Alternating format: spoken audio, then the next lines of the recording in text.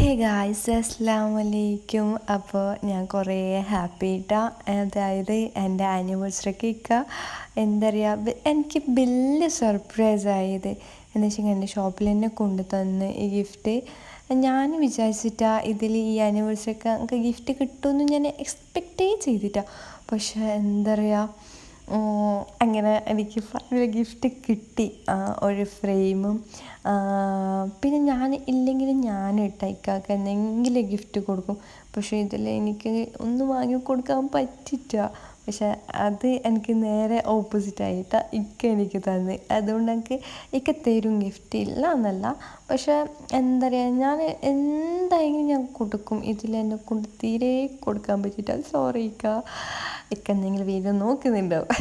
അപ്പോൾ പിന്നെ എനിക്ക് 2 ഡയറി മിൽക്ക് പിന്നെ ഈ കുർത്തി തന്നിട്ട് ഞാൻ കുറേ ഹാപ്പി.